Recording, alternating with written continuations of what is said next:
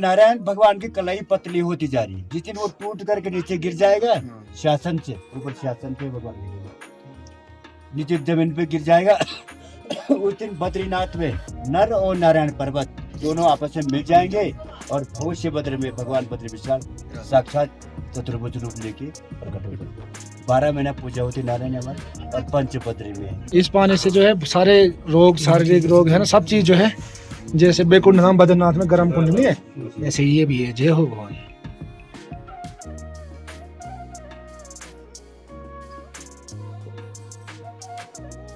तो आज मन बहुत प्रसन्नित है। आज जो है 5 बद्री में से, पंच बद्री में से भविष्य बद्री में आज आना हुआ, भगवान का सौभाग्य है, भगवान बद्री विशाल की कृपा है। और देखो आप लोगों को भी दर्शन करा रही है भगवान बद्री विशाल का। भविष्य बद्री में यहाँ जो है भगवान की मूर्ति जो है उत्पन्न हो रही है। आप सभी लोगों पर भगवान की कृपा बने रहे। जय बद्री विशाल। भाई लोग, हम सुबह सुबह अभी पहुँच चुका हूँ मैं तपोवन में। ये है तपोवन और हम जा रहे हैं भविष्य बद्री के लिए। आज की हमारी यात्रा शुरू हुई है जोशीमठ से और हम जा रहे हैं भविष्य बद्री के लिए, जहाँ पे कहा जाता है कि भगवान बद्री विशाल की जो है मूर्ति जो है बन रही है। तो आज आपको दिखाएंगे भगवान बद्री विशाल का रूप। और वहाँ पे जो है भविष्य में जो है बद्रीनाथ वहीं पे स्थापित होगा। आज यहाँ बन रहे भाई गरम गरम पराठे। और अभी हमें तपोवन में, ये देख लो भाई साहब जो है बिल्कुल गरमा गरम समोसे और पराठे तैयार कर रहे हैं। ये है तपोवन। बद्री ये है कि पत्थरों से निकलना, जो मतलब बद्रीनारायण की मूर्ति बन रही है वहाँ पे, वहाँ कुदरती मूर्ति है। जैसे बद्रीनाथ में है। मतलब वो नीचे बोल, मतलब बच्चा बड़ा छोटा होता है, उसके बाद अपने आप बड़ा। भाई जी कह रहे हैं भाई हमारे कड़ वाले, बिल्कुल सही बात है। यहाँ बाहर से अगर कोई यात्री आता भी है ना, भूमि है बिल्कुल यहाँ आदमी जो अगर आपके पास पैसे भी नहीं है ना, तो यहाँ पे हम जो है सेवा के रूप में भी खिला देते हैं बाहर से आए हुए यात्रियों को, है ना। कोई दिक्कत, जैसी गाड़ी है अब खराब हो गई, हेल्प करते हैं बिल्कुल, कहीं भी खड़ी कर दी, कोई मतलब ऐसा फील नहीं होगा कि हम कहीं बाहर आ रखे हैं, हमारे साथ क्या होगा। यहाँ भाई साहब ऐसा नहीं है कि जैसे बाहर शहरों में होता है लूट पाट, ये सही ऐसा नहीं होता है। 15 किलोमीटर पे यहाँ पे जो तपोवन है और तपोवन से आगे 14 किलोमीटर भगवान भविष्य बद्री का क्या है मंदिर है वहाँ पे। तो आप लोग जरूर भविष्य बद्री का दर्शन करो, क्योंकि मंदिर पता नहीं किस समय में और कब बनता है ना, लेकिन भविष्य बद्री में आप जरूर आइए। चलो भाई साहब, हमारी कॉफी भी है रेडी। नारायण। जय नारायण। आपका नाम क्या है भाई जी? मेरा नाम है राजेंद्र सिंह रावत, उर्फ डैनी से जानते हैं सारा। अच्छा। डिस्ट्रिक्ट चमोली के अंदर तपोवन में मेरा छोटा सा शॉप है। मैं भविष्य बद्री का रहने वाला हूँ। भविष्य बद्री नारायण की कृपा बहुत पौराणिक कहानी है। कहते हैं कि एक जो वृद्ध ग्वाला था, ग्वाला गाय चुगाने के लिए जंगलों में जाता था और गाय हर दिन जो है कि उस शिला पे छोड़ देती थी अपनी दूध को, और दूध जो है कि घर आके ग्वाला देखता था, दूध निकालने के लिए गौशाले में जाता था तो दूध निकलता ही नहीं था। फिर होते करते कई समय बाद ग्वाले को पता चला कि ये दूध कहाँ छोड़ रहा है। फिर एक दिन ऐसा हुआ कि ग्वाले छुपते छुपते उस गाय के पीछे पीछे, पता लगा कि वो गाय माता जो है कि उस शिला पे पूरी दूध छोड़ देती है अपना। फिर वहाँ से कुछ समय लगा, वो ऊपर जंगल में। अच्छा, जो नेचुरल, वो नेचुरल है ऊपर वाला? ऊपर तो नेचुरल है, कोई उस पे खुदाई वगैरह नहीं कर, अपने आप वो मूर्ति बन रही है। हाँ। और जो गांव में परमिशन तो नहीं लेनी पड़ेगी हमको? नहीं, वो तो 4 धाम मंदिर समिति की मंदिर है वो। जा सकते हैं वहाँ ना? हाँ बिल्कुल, सब जगह जा सकते हैं। बिल्कुल। और ऊपर पे जैसे आप एक ये वो वाली मंदिर को टॉप क्रॉस करके यू टर्न बैंड आएगा, उसके ऊपर से देवदार के पेड़ दिखेंगे, वहाँ है कुबेर जी का। अच्छा, कुबेर जी का भी है? हाँ, या तो कुबेर जी या तो बद्रीनाथ में है या तो यहाँ भविष्य बद्री में है। बस अच्छा, 2 ही जगह है? 2 ही जगह है, बाकी कहीं नहीं मंदिर है और कहीं नहीं है।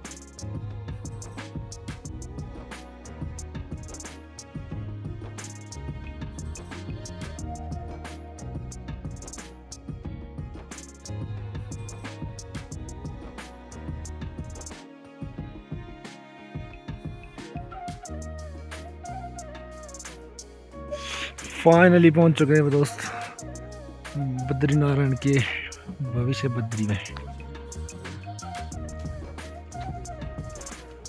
भाई लोग, हम पहुंच चुके हैं भविष्य बद्री में।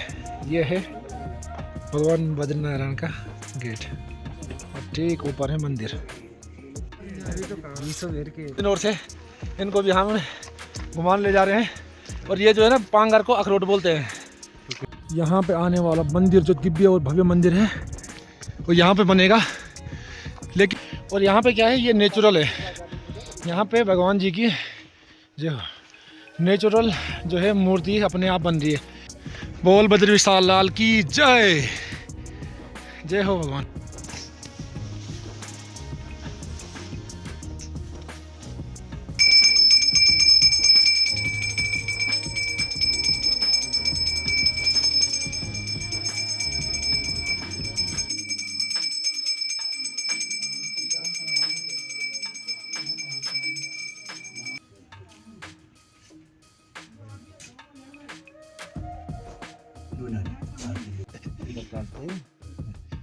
जय बद्री विशाल, जय हो भगवान, जय हो।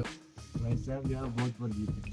सही बात, यहाँ पूजा में वही आदमी बैठेगा जो सही बात है। तो नारायण भगवान की कलाई पतली होती जा रही है। जिस दिन वो टूट करके नीचे गिर जाएगा शासन से, ऊपर शासन पे भगवान लगेगा, नीचे जमीन पे गिर जाएगा उस दिन बद्रीनाथ में नर और नारायण पर्वत दोनों आपस में मिल जाएंगे और भविष्य बद्र में भगवान बद्री विशाल साक्षात चतुर्भुज रूप लेके प्रकट हो जाते। 12 महीना पूजा होती नारायण हमारे और पंचपत्री में है। बोले बद्री विशाल भगवान की जय।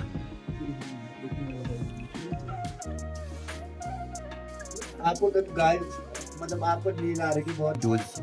अच्छा, आज से 200 वर्ष पहले नीचे सुबाही गांव है हमारा, सुबाही, वहाँ से गौ माताएं आते थे काफी मात्रा में जंगल, और उनके साथ एक ग्वाला भी होता था। तो उन गौ माताओं में से जिस गौ माता को भगवान ने कहा कि मुझे दूध देने के लिए यहाँ पर आ जाओ, मैं यहाँ पर अवतार हो रहा हूँ, वो गौ माता आ जाती थी नारायण शिला पर और दूध अभिषेक करती थी। और जैसे 8-9 बजे दूध अभिषेक करना, उसमें मंदिर मुंदिर को नहीं था, मूर्ति नहीं थी, आना तो एकदम शिला थी। दूध अभिषेक करके भगवान का भोग लगा भी उसी से होता था, स्नान भी होता उसी से करके फिर अपने गाय की जो अन्य साथियां हैं वहाँ चले जाती थी। तो नारायण फिर चले गए, तो शाम को घर चले गए। तो जब माता लोग दूध निकालने के लिए गए तो गौ माता ने दूध दिए नहीं। चलो एक आध दिन का तो बहुत बोलते भाई नहीं दिए ना, तो ग्वाला को भी डांट पड़ेगा, तो अच्छे घास भी नहीं ले जा रहा, उसको डांट पड़नी थी। ये तो न जाने काम ऐसे ही मैदान में जा रहा होगा, तभी तो गौ माता ने दूध नहीं दी। उसने कई वन बदल दिए, स्थिति वही रही, क्योंकि गौ माता डेली यहीं आती थी।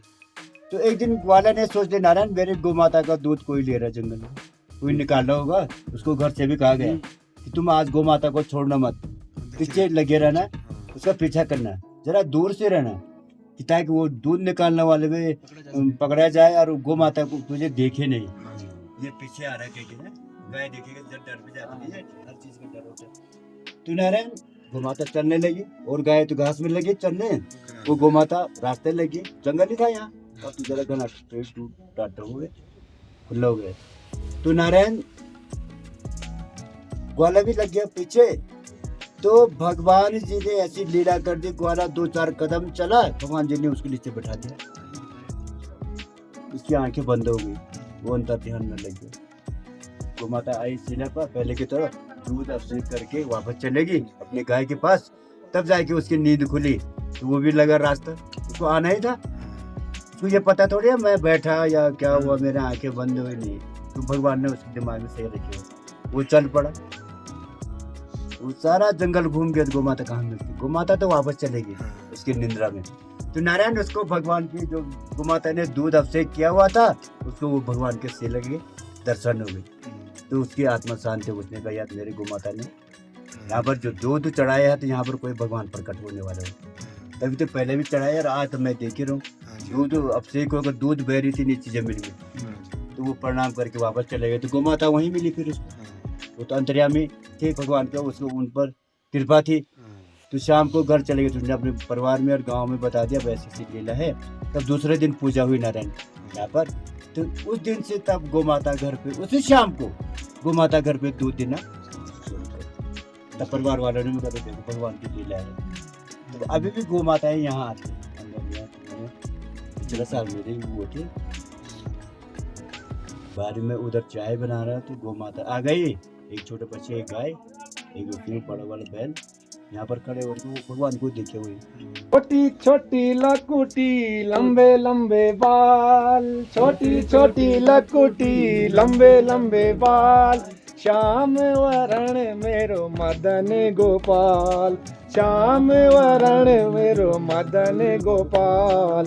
छोटी छोटी गैया छोटे छोटे ग्वाल, छोटी छोटी गैया छोटे छोटे ग्वाल, छोटो सो मेरो मदन गोपाल, छोटो सो मेरो मदन गोपाल। कहाँ रहती गैया कहाँ रहते ग्वाल, कहाँ रहती गैया कहाँ रहते ग्वाल, कहाँ रहते हमारे बद्री विशाल, कहाँ रहते हमारे बद्री विशाल।